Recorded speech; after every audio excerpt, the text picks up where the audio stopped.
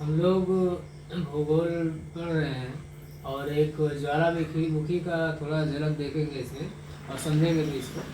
देखिए, ज्वालामुखी होता है नहीं, वल्केनिज्म होता क्या है कि ये हमारी पृथ्वी है और मैंने कई बार बताया है इसको crust, mental and core 3 part में डिवाइड करके देखते हैं। तो यहाँ मैंने ठोस दिखाया है, ठीक है। तो ज्वालामुखीता है क्या, उसको देखते हैं। ज्वालामुखीता एक ऐसी प्रक्रिया है जिसके द्वारा मैग्मा की उत्पत्ति होती है। मैग्मा क्या होता है वो भी बताएंगे, ठीक है। मैग्मा की उत्पत्ति होती कैसे है?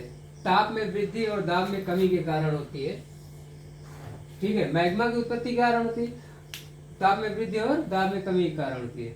और होती क्या है, जो पृथ्वी की आंतरिक परतों को, चट्टानों को तोड़ते हुए सतह पर आते हैं, ठीक है। तो इसका कारण क्या है, जो ठोस मैंने दिखाया है, गर्म गलित पदार्थ जो होता है उसे मैग्मा बोलते हैं।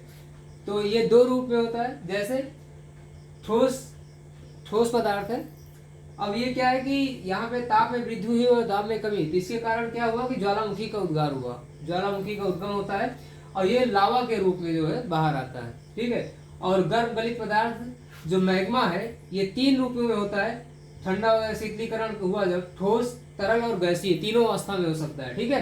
पहले गैस होगा, तरल होगा, फिर ठोस अवस्था में आएगा तो शीतलीकरण होगा।